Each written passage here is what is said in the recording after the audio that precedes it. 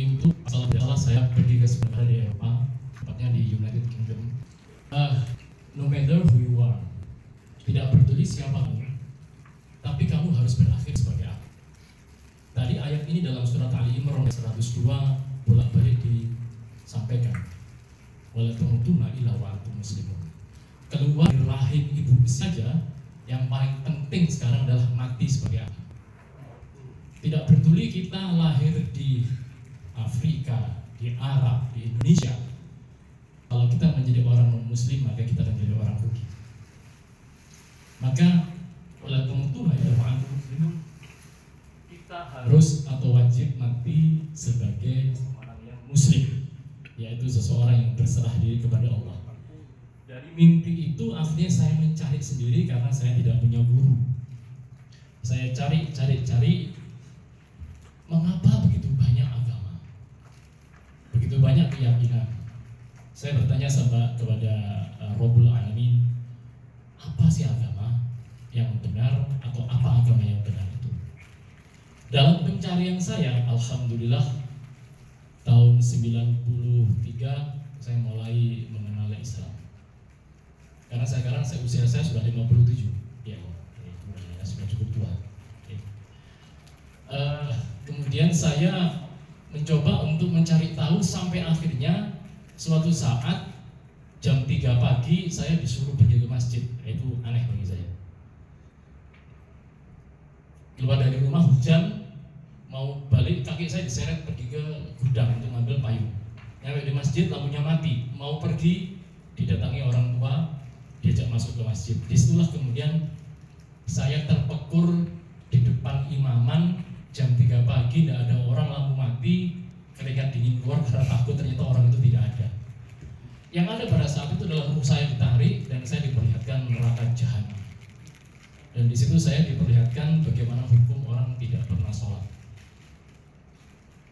Makanya kalau dalam surat Al-Mu'minun itu dijelaskan robirjiun. Ketika orang yang tadi mati dalam keadaan kafir, maka dia akan berteriak-teriak, Tuhan kembalikan aku ke bumi. Selesai sudah. Nah, saya melihat bagaimana yang namanya siksa.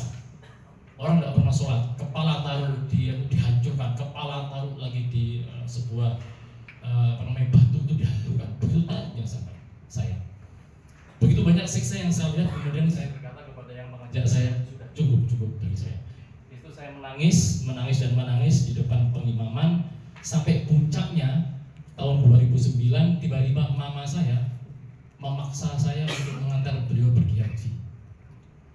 Tidak bisa baca Quran, tidak ngerti agama, nul budul, suruh ngantar mama pergi haji. Tapi karena kita ditawadu kepada orang tua, ya berangkat. Samina, Watona, budal. Maka di sana mulut saya berkata, orang-orang itu kurang kerjaan. Kenapa ada batu diputeri? Emang tidak ada kerjaan tuh muteri batu, tawaf. Nah di situ ketika saya sudah tawaf mandiri, tangan saya nempel di kiswah. Alhamdulillah tidak bisa lepas. Saya mau tarik tidak bisa. Mau ngomong apa juga nggak tahu, yang ada cuma nangis ingat. Baru setelah kemudian saya lepas tangan saya mengucap istighfar karena nggak bisa baca Quran, maka kemudian lepas istighfar. Nah, kalau lepas itu saya baru tahu, loh ternyata Tuhan itu ada ya. Karena istighfar itu kan memohon ampun kepada Allah, bukan kepada siapapun juga. Baru saya tahu, oh ternyata Engkau ada ya Allah. Maka saya ambil gelas yang ada di botol-botol Zam-Zam, maka saya kasih tahu teman saya, nanti kamu tampar saya ketika saya minta, kamu tampar saya. Ya Allah, kalau engkau hak, Nabimu hak, surga neraka hak, maka air Zam-Zam ini berubah merah. Wallahi, saya ambil jam tangan saya masukkan ke air itu, dan water became red, merah darah. Maka saya takbir bolak-balik, saya cari teman saya dari Pasuruan, kamu tampar saya, kali kamu tak kaplok dia, ternyata loro berarti bukan mimpi. Di saat itu mulut saya tiba-tiba mengatakan, ya Allah ternyata engkau hak, maka hari ini ya Allah. Waktu itu Selasa bulan Desember saya Saya tidak mengerti apa kata-kata baiat. Mulut ngomong aja, ya Allah baiklah aku menjadi syuhada. Apalagi syuhada, apa arti kata syuhada? Pokoknya ngomong aja, baiklah aku ya Allah menjadi syuhada.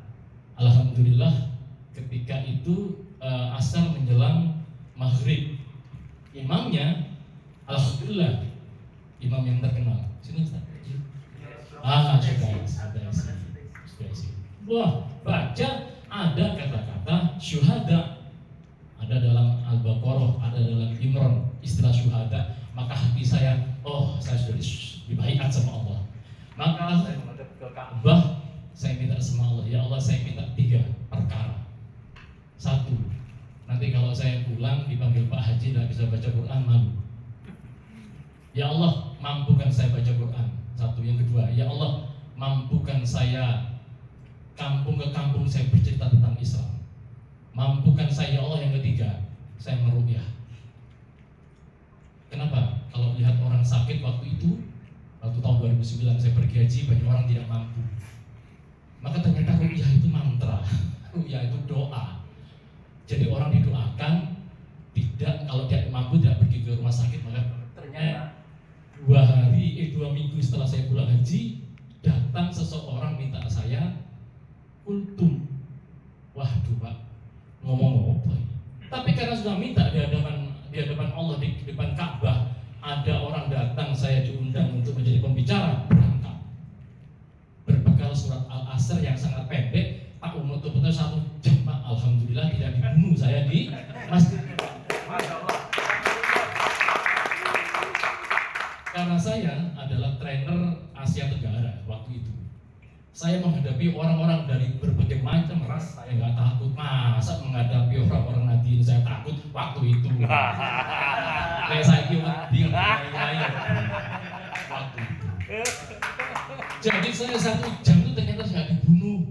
Saya juga tidak di penjara, malah mereka mantuk-mantuk tanda bingung.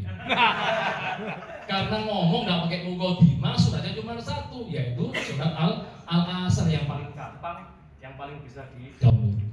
Nah sejak saat itu, keesokan harinya saya mendapatkan pasien saya yang pertama, seorang dari Mojokerto kena ilmu hitam. Alhamdulillah 2 tahun ilmu hitam.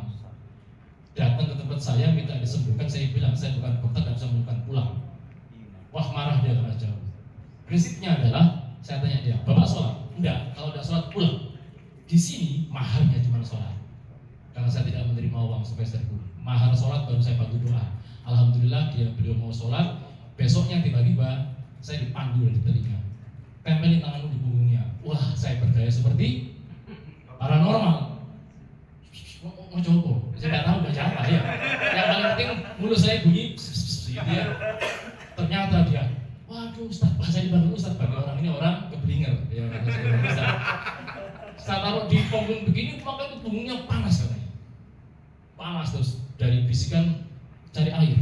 Air, saya minta air Bu, air saya bacakan sebisa saya. Wong Al-Fatihah juga belum hafal 100%. Maka saya baca Allah, cukup diminum. Setelah diminum dia mengatakan alhamdulillah kok enak. Prinsipnya dia disembuhkan oleh Allah. Maka sore hari ketika saya pulang kantor, dia ditangkap oleh orang kantor karena dia telanjang. Ternyata dia nadar kalau saya sembuh, maka saya akan telanjang lari di kampung itu. Hak ya. Alhamdulillah saksinya masih ada, dan disitulah saya kemudian mencintai Islam. Bapak dan Ibu sekalian, saya kemudian yakin ternyata Allah ada. Maka sejak tahun 2029 saya pulang haji, Allah kasih saya rezeki yang luar biasa. Istri saya mu'alaf. Saya haji